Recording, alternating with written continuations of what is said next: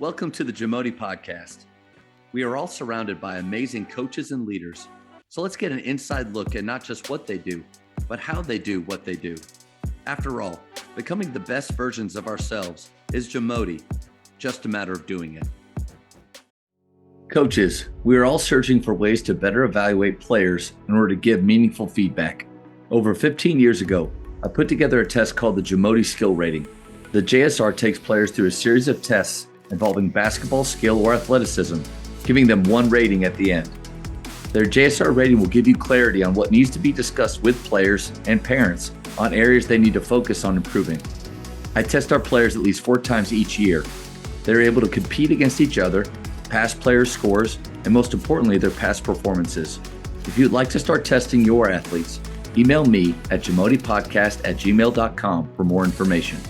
Coach, in the world of college coaching, I can't imagine what your day looks like. It probably starts pretty early and it goes pretty late. What are some of those daily habits that have set you up for success?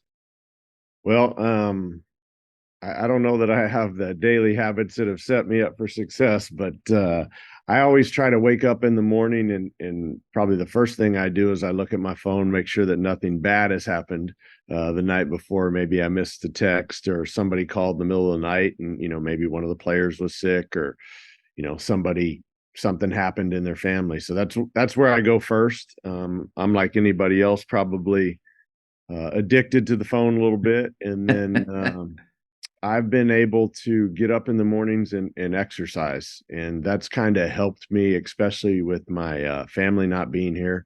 Normally it was me waking up the kids and helping with breakfast and getting them out the door and driving them to school or whatever. And because my daughter is a senior and my family stayed in Corpus. Oh, wow. Solo. So what I've been doing is I try to get outside and start walking about 6:30 or 6:45 in the morning and knock out, anywhere from 2 to 4 miles, depending upon my morning. And then get into the office. I use that time to answer some texts maybe from the night before or some emails. I'll listen to music. I'll listen to a podcast. And then some days I like the peace and quiet, and it allows me to sort through my day. I try to plan everything out, obviously in advance the night before when I get up in the morning, but it calms my mind and allows me to think clearly about what I need to get done for that day. What are some podcasts that you're liking right now?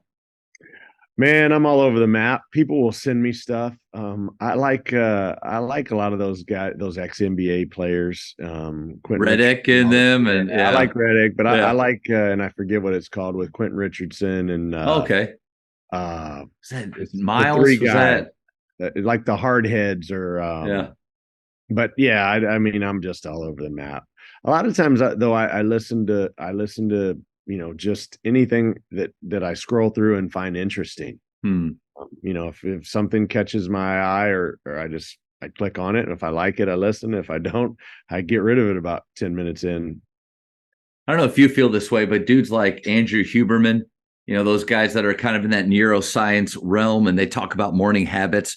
One of the things they always say to do is to not touch your phone, not get on it for a long time. And they always make me feel really bad because, like you, Coach, I'm trying to do the 4 a.m. thing. I've been on for 5 days straight. So if I kind of nod at any point, it's not you. It's getting up that early. But I check my phone immediately. I would have to imagine that dudes that are against getting on your phone, they don't coach. Because I feel like so much can happen from whenever you go to sleep. You get those late night texts from players or parents or emails, and if you don't check it, there's a little bit of anxiety of like, what am I missing right now? Do you feel that way? Yeah, I don't know that I feel like I'm missing anything because obviously one of the buzzwords these days is fear of missing out. Like I don't get into that. That stuff doesn't bother me. Yeah. But I think as a coach, you have an obligation to a group, right? You have an obligation to your team and to their families, and God forbid, but if you get a text or a call in the middle of the night and someone's grandmother has passed or their aunt or uncle or even a mom and dad, I mean, you've got to snap into parent mode for that young person, and you've got to go make sure they're okay. And so I don't feel I don't feel overwhelmed by that, having to check in every morning. But I also I feel like I have a sense of obligation to each and every one of those people in our organization to do so. With your players, or and at college level, the parent interaction might be a little bit different, but do you have a 24/7 policy with them that at any point they can contact you, you do your best to get back with them? Or are there times throughout the week where you let them know, like, hey, I'm going to be out or off the map, off the grid during this time? No, I don't know that I ever have a time that I'm off the grid or off the map, to be honest with you.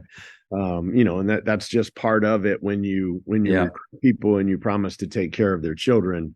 That's the give and the take with all of it. But with that being said, I mean, I also, say, hey, if there's anything that comes up, you're worried about your son or academically, or there's something that happened in the family that I need to know about, call me at all hours of the night. Now, if you're calling about playing time, you're wasting your time, because we're not going to go down that road. And I've set that standard or that expectation from the beginning. But as it relates to them, on a personal level and their well-being, I'm here 24/7.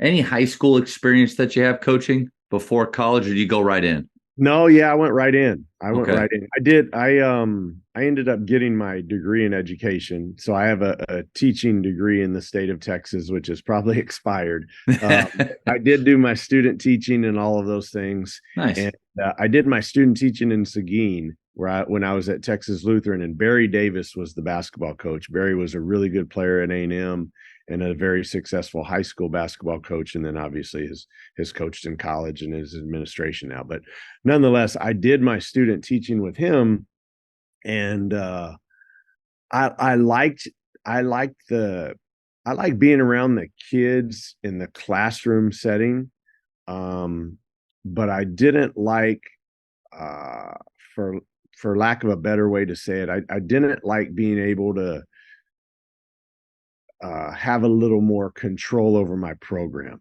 Coach, you Okay. can say it. Yeah, just say the Yeah. truth. Yeah, they're Yeah, I didn't like the fact that, some kid in my PE class could basically say, hey, no, I'm not going to walk today. I'm going to stand right here, stand right next to you. And there was absolutely nothing I could do or say. Right. And it there's a drove lot me. of teachers right now clapping and cheering and amening, because we've all felt that for sure. Yeah. And at some point, some little guy, I mean, he was, and at that time I was 6'2", 205. I was in good shape still. And this little guy is probably 5'8", 165 pounds. And he kind of threatens me, and just says, hey man, you wouldn't talk to me if you were in my neighborhood like that. And I'm like, it's not worth it to me. I'm not going to get fired over this today. So Good for you, Coach, because your yeah, life would have been on a very different path if you would have acted on that feeling that day that yeah. that we all So have. Yeah. I knew that it was not going to be my calling, and I was lucky enough to get into college, and kind of the rest been history for me. I fell in love at that point. And I ask that because you mentioned talking about playing time with parents. And I do think that is something that is kind of debated especially at the high school level. Like how willing are we to open up that door to them? Should we talk? I was at a program. I was at McKinney High School with Wes Watson, and it was very much like hard line. We don't talk about that. When I came to Grapevine Faith Christian School, these people literally pay to be here. I opened the door to that. I guess if you could, like, what are your thoughts on, is it a good idea to allow parents and maybe players both into that conversation?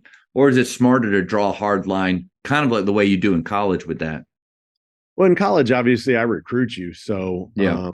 and you have a choice to come here. And the thing about Grapevine for you is they have a choice to come there. So if they don't like what you're telling them up front, then they obviously can go somewhere else. Mm-hmm. Wes Watson at McKinney, he gets who's in the district, right? Yeah. The biggest hurdle, I think, for all of us is in my oldest daughter played college soccer. My younger daughter, she's still in high school, and she's a senior and she plays basketball. We all think that our kid is a little better than they are, or they don't do wrong when maybe they do. And it's hard for parents and myself included. I mean, and I'm a college coach, to have the take the blinders off and see it for what it is at face value. I'm lucky enough, like I said, to recruit them, and I tell every one of them, I have promised none of you playing time. So if you come in and you start as a freshman and a sophomore, and then some, transfer comes in, or a freshman comes in behind you and they beat you out, there's nothing I can do for you other than to look you in the eye and say, hey, work harder and go kick his butt, take his time, get your time back.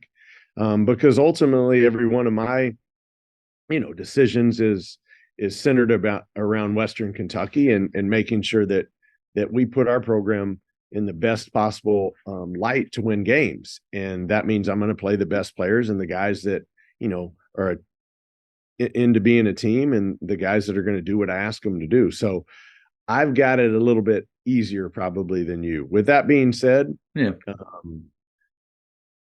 I don't know if I was a high school coach, I would get into debating playing time, because again, most parents aren't going to be able to look at it rationally. I've never changed somebody's mind, Coach, in all the years of having those conversations. They never went, oh, you know what? I get that, Matt.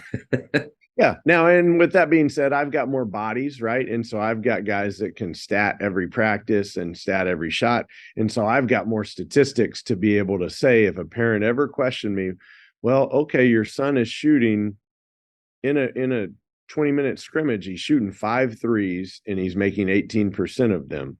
Well, that doesn't make sense to shoot that many threes if you're shooting that low a percentage, when I have a guy over here who shoots 45% and he's only getting two attempts a 20-minute scrimmage. So, I've obviously got a little more leverage, or I've got a little more backing, statistical backing to help me make my decisions and to prove those points, maybe than a high school coach. That's a really good point. I think even for any high school coaches that do have more of that open door policy of, yes, I will talk to you about that. When I have those talks, I really like for the player to be in there so that all the stakeholders are on the same page. I don't want any messages being told differently or misread, but you nailed it. I think you got to have data. I think to go into any, even with your own players, to go in a conversation with them and just talk about your feelings or what you see. Because even though, like, your eyes, Coach, I bet are really good. You can watch a team play and you can figure out pretty quick who you need, who needs to take this role, who needs to be, just like I did in college, bring in spirit and energy on the bench. Like that you can see that. Right. But having that data maybe helps them to that role acceptance level, helps them get there quicker. Thank you for checking out today's episode. Please take a moment to subscribe to this podcast, share it with your fellow coaches, and find us on social media for what's coming up next on the JAMODI podcast. It's just a matter of doing it.